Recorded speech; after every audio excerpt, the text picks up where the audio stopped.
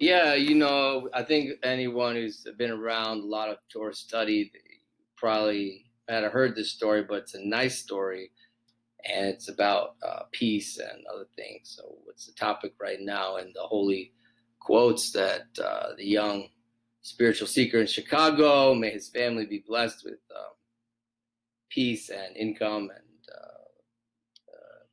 health in their children and so on. And if I have the power of blessing, may it be so. I don't know what I have.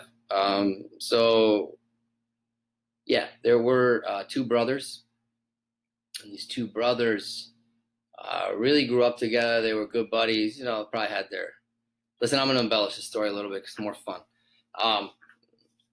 They probably had their fights and their a little bit, but as they got older, they really just appreciated each other so greatly. Like they just saw the good in the other, and they wanted to do good for the other. So one brother found a wife and had a bunch of children, and the other brother never really found the right person for himself. So their father passed away after a number of years, and they had all worked together as farmers working together. And he left half of the field for one brother, and he left the other half of the field for the other brother. And as the years went by, the compassion from one to the other, was taking over, and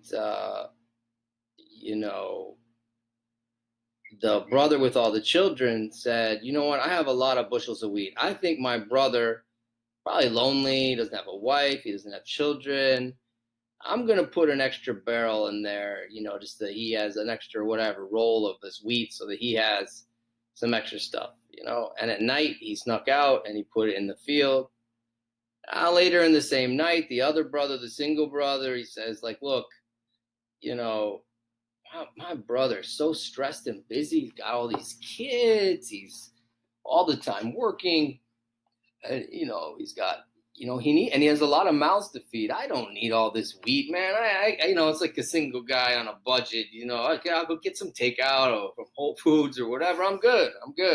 I don't need all this. So, I'll bring it. I'm going to bring him an extra bundle of wheat.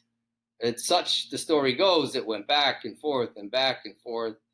And I think if I got this right, the king was walking at night thinking, contemplating, and he noticed these people sneaking around at night. And he's like, what's going on here, And he called in the brothers, and he said, guys, there's people sneaking in your field at night. What's going on around here? So one brother who has the family says, look, my brother's single. Okay, I'm sneaking out. I'm not trying to make any trouble around here. I'm not doing anything. I'm gifting him a big roll of wheat. And the other brother, he says, well, what's with you? He says, I feel bad for my brother, and so on and so forth. And the king says, on such a place, I want to build my castle. And he bought the land for 5 times, 10 times as much as it was worth. And the brothers both became even wealthier, as far as the version of the story I'm familiar with. So these are parables. These king and peasants and stories are great parables. So they hear the parable, hopefully is somewhat clear, that where two people are looking at the good in each other and trying to help each other, there the king wants his temple in a place of peace where people get along. And they say, in the myth of it, or the folklore of the story, that this is a place where based on Mikdash, the holy temple is built on a place where two brothers only wanted the good for each other. They didn't they didn't get jealous and mad. He doesn't visit me. He's so busy with his kids. He doesn't care about me anymore. Oh, I feel so bad. He's more lucky than me. He's got all these children. I feel bad about myself, and so on. And that's normal. It's normal. It's not good. It's normal, but not good. So, and when they rose above that and they just saw the good in each other and wanted to give to each other, this exchange of giving brought about peace. And so this holy dude brings us a teaching for today from Rebbe Nachman, Holy Tzaddik, Zakut Yagen Aleinu, Rebbe Nachman ben Vega, Zakut Yagen Aleinu, B'kol Am Yisrael, B'kol Olam Kulo. The highest peace is the peace between opposites. Rebbe Nachman, the highest peace is the peace between opposites. So I was thinking like yin and yang, you know? They're like opposites, that cool little Chinese symbol thing. Well, they complete a circle. And it's like when we realize, I guess, you know, that the other people in our lives who are the opposites, who are challenging, who are not the person that I like initially, or that and the funniest, craziest thing, I mean, it's crazy to think about, they complete me. What? The guy I least like, that's why I love this stuff, man. These guys are so, they just invert the whole perspective that we carry half the time. So in other words, the guy who I least like completes me. He completes me. We're like, I guess, soulmates in this funny way, but not literally soulmates, but we complete each other.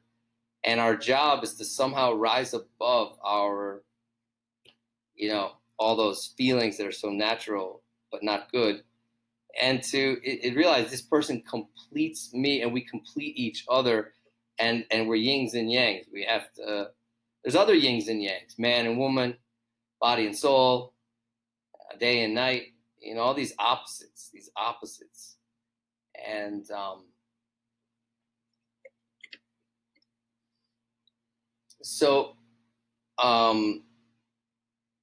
shalem, the word shalem and shalom, if you hear that etymological words there, you have a SH, an L, and an M.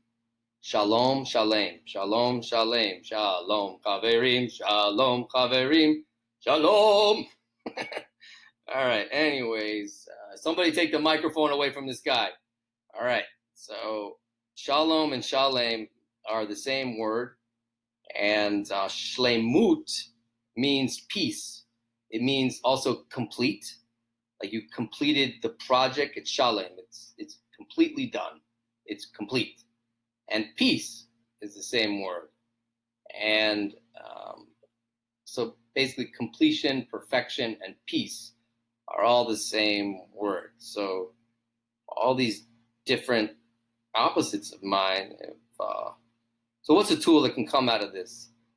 I think they say in the Eastern traditions and in Jewish and biblical traditions, other Christian traditions, they say, try turning judgment into compassion. So we could find an area where we judge somebody and try to turn it around and see compassionately on what they're going through. Because when I judge them instead of compassion, I'm really self-absorbed, actually. I'm in my own reality, my own emotional perception, and I don't see what's going on with them. I've got very little awareness at all. Compassion, I see another.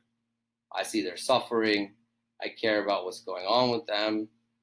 And I please God that I will practice this. We all have our triggers, and, you know, we got to work on ourselves. So have a wonderful week.